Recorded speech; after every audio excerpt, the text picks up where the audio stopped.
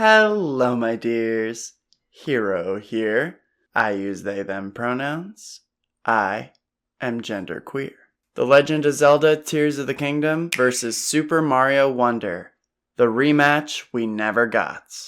To me, it's kind of wild that this year we got two major Nintendo games from both the flagship titles, Mario and Zelda. Both of these games were nominated for Game of the Year. And despite this being very similar to 2017 when Breath of the Wild and Mario Odyssey came out, the wider Nintendo and gaming community isn't having that same conversation of comparison that we were having for Breath of the Wild and Odyssey. Tears of the Kingdom happened, Super Mario Wonder happened, but not many people online are comparing the two. So let's talk about it. Why is that? There are a lot of things about 2023 that mirror 2017. Both years we got new Zelda games at the beginning of the year, and both years we got monumental entries into the Mario franchise around the same time, holiday season. And despite this year being very similar to 2017, I've only found a handful of Super Mario Wonder vs. Tears of the Kingdom videos. And I remember back in 2017, there were a lot of Odyssey versus Breath of the Wild comparison videos. So what changed? Obviously, in 2017, it was the launch year of the Nintendo Switch, so there was a lot of coverage of pretty much any game that came out, especially the biggest new Zelda game and Mario game. It was a no-brainer that people were going to compare those two. And now, in 2023, we just have a lot more games to talk about. On the Switch, we wrapped up Mario Kart 8 DLC this year. Pikmin 4 was a massive game that came out over the summer, even though I missed that one. That was a major game to come out this year. And I'm pretty sure it's the best-selling Pikmin game to ever come out. So heck yeah. Then, not on the Nintendo side of things, this was the year that Baldur's Gate 3 came out. So while in May, I thought that Tears of the Kingdom was a shoo-in for Game of the Year, once Baldur's Gate 3 came onto the scene, I pretty much knew that Nintendo didn't have a chance this year. Which is crazy because they had two nominations again, just like they did in 2017 with Odyssey and Breath of the Wild. Another thing that's really different is I think Tears of the Kingdom depends a lot more on people having played Breath of the Wild. So that game has a lot more connective tissue to Breath of the Wild than it can any other game. When you're doing comparison videos at Tears of the Kingdom, usually the other game that fills in that blank is Breath of the Wild, not Mario Wonder. Mario Wonder is a much more standalone experience. You don't need to have played any previous Mario games to play Mario Wonder. Tears of the Kingdom, you could argue, you could jump right into it, but I think you'll enjoy it a lot more with the context of Breath of the Wild. If Mario Wonder was being compared to any game, it's probably being compared to Sonic Superstars.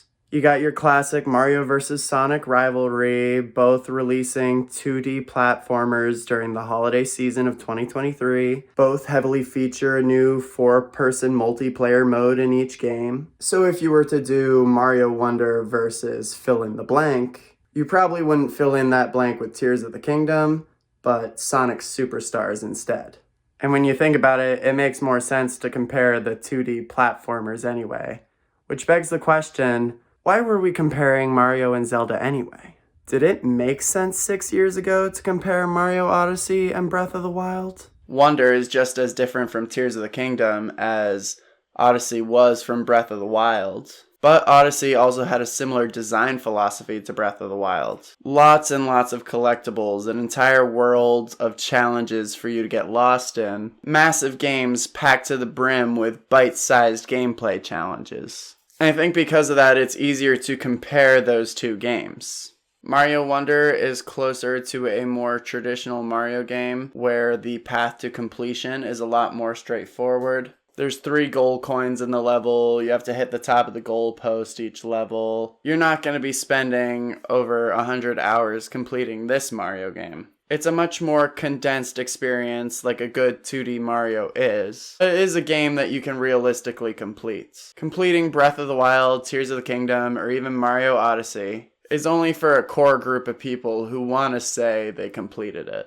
Those games do not encourage you to find every collectible. Mario Wonder is set up more in a way where when you get every collectible, the screen shows you that you got every Wonder Seed, you got every badge. It shows you the end point that you're trying to achieve. Completionists will like Mario Wonder the most out of all these games I'm talking about today.